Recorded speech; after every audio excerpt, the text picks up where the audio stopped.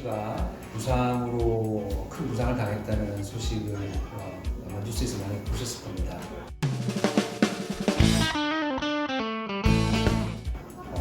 팬의 한 사람으로서 타이거우즈 부상이 어느 정도 심각한지 한번 부상 정도를 체크해보고, 물론 이제 제한된 언론에 보도된 이 제한된 정보를 가지고 조금 준비를 하다 보니까 조금 추후에 사실과 다른 부분이 밝혀질 수도 있지만, 이런 유사한 상해를 당한 환자를 그래서 오랫동안 보고 치료했던 경험으로 비로소 타이거우즈의 상태를 한번 예측해보는 그런 시간을 가져보도록 하겠습니다.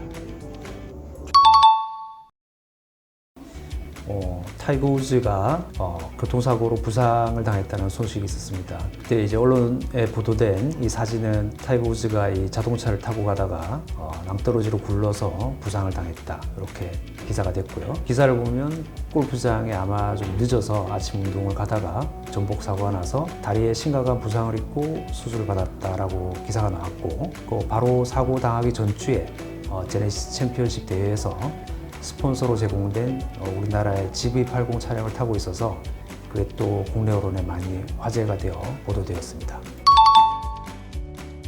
이서 언론에 처음 확인된 손상 부위를 보면 뭐 간단한 이제 이 단어로 이렇게 나열이 되어 있었는데, 경골 비골의 개방성 분쇄골절. 개방성이란 말은 이제 피부가 뚫렸단 말이고, 분쇄골절은 이제 부서졌단 말입니다. 그리고 정강이뼈뿐만 아니라 발목 부의 골절, 그리고 다리 근육 및 연부 조직의 손상, 이렇게 이제 이 손상 부위가 이렇게 기사에 보도되었습니다. 그래서 처음 수술을 받았는데 경골, 이제 정강이뼈 티비아에 로우드를 박았다. 그리고 풋과 앵클, 발과 발목이죠. 거기 여러 가지의 스크류스 앤 핀, 스크류와 핀을 박았다 했고, 또 하나는 이 커버링 머슬을 커버링하는 거는 이제 근막인데, 머슬 커버링을 릴리즈하는 근막 절제를 UCLA 메디컬 센터에서 받았다라고 보도가 되었습니다.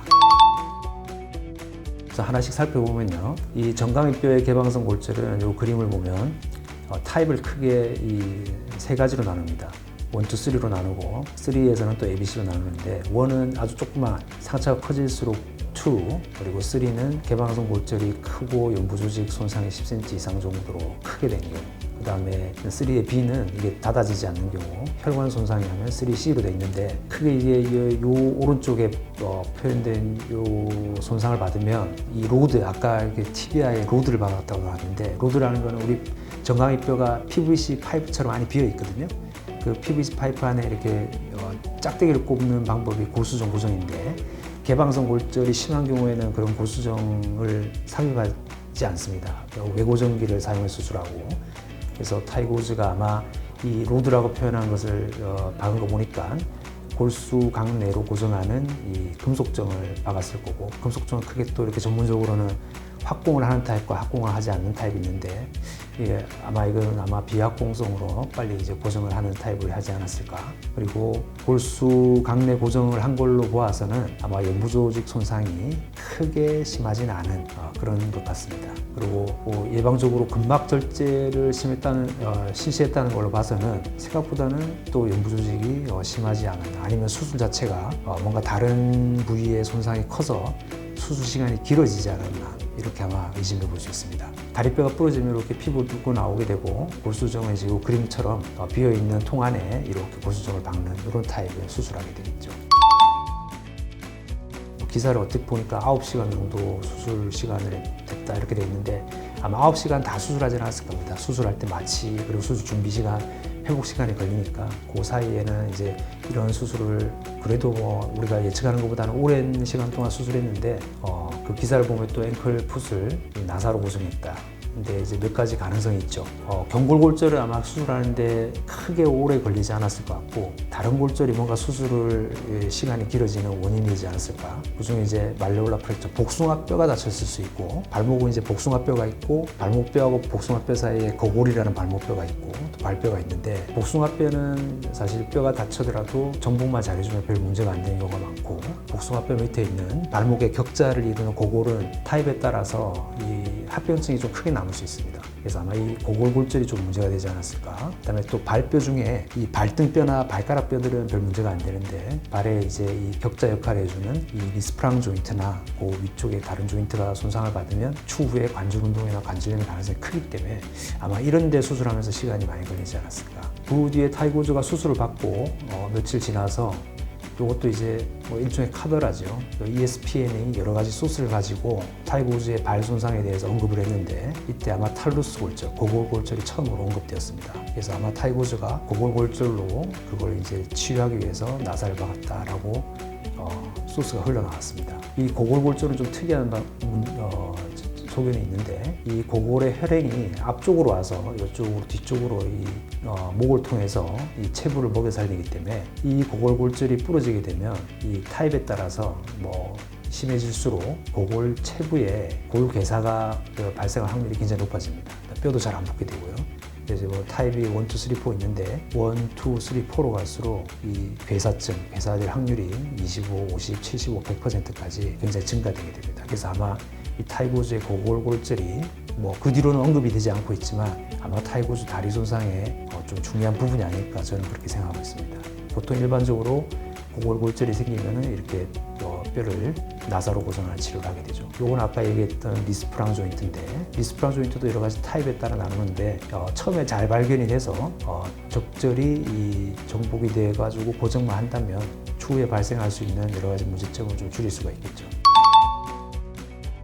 수술 종합에 보면 골수, 정강이 뼈가 부러졌는데 골수관 고정을 했고 수술 시간이 길어져서 아마 부액 증후군을 막기 위해서 근막 절제를 했고 그다음에 발목뼈 중에 이 고골이나 족부골절에 대한 고정술을 했다. 이렇게 이제 보도가 되었습니다.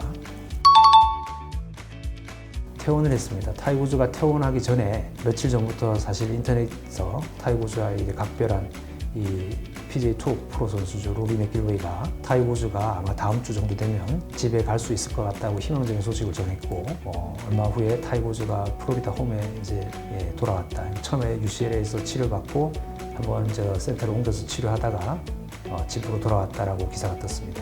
이제 그 기사에 보면 다리 쪽에 여러 가지 이제 개방성 골절이 있었고 이 앵클에 굉장히 광범위한 손상으로 치료를 받고 집으로 돌아왔다고 했습니다. 그래서 익스텐시브 데미지라는 이런 표현이 한번 이렇게 언급이 되었습니다. 타이거 우즈는 자기 트윗을 통해서 치료를 잘 받고 치료해주는 이제 의료진들의 감사를 전하면서 하루하루 회복되고 있다라고 이제 또 자기 의견을 밝혔죠.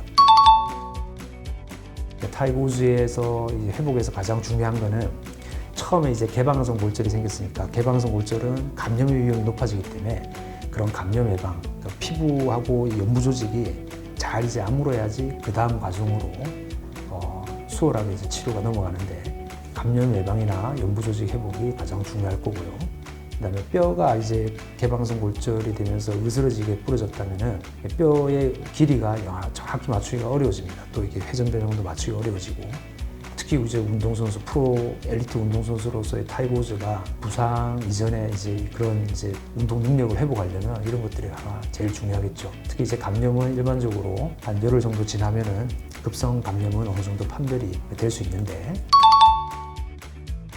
이제 지금 이제 타이거 우즈가 집에 갔다는 얘기, 3주 만에 집에 갔는데 아주 이제 긍정적인 측면은 우선 이제 3주 만에 집에 갔다는 거는 피부와 연부 조직의 치료는 감염이라든지 이런 거를 아마 극복을 하고 비교적 잘 치유가 됐기 때문에 아마 집으로 갔을 것 같습니다.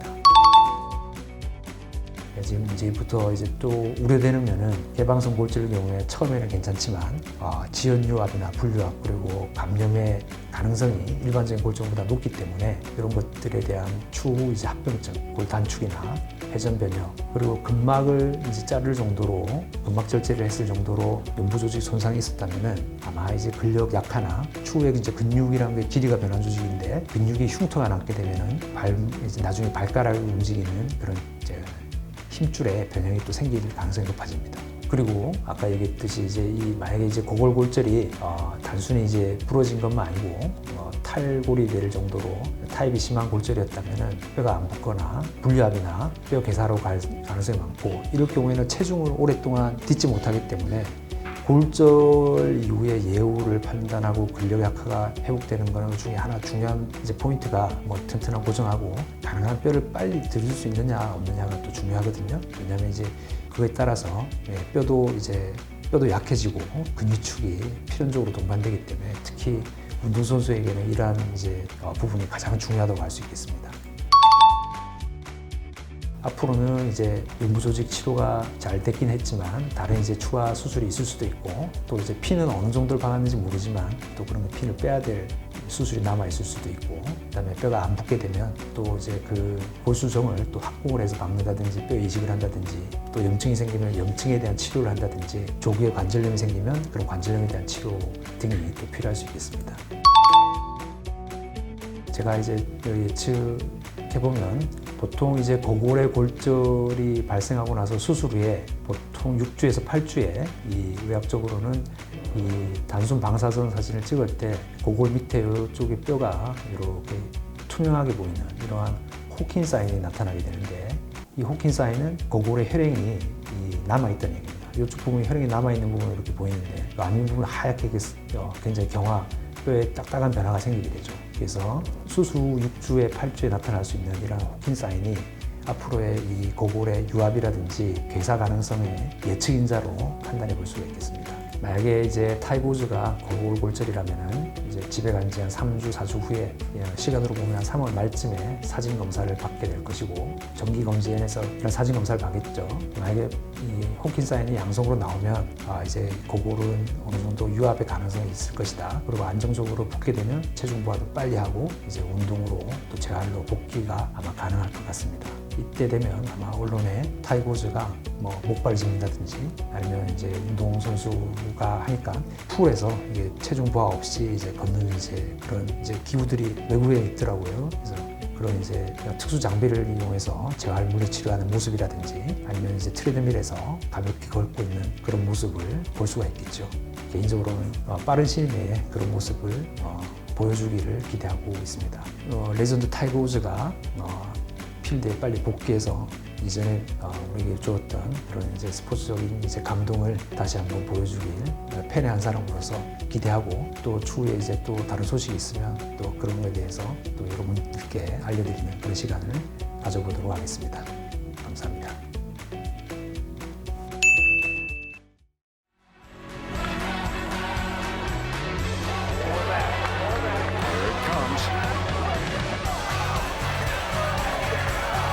Oh my goodness.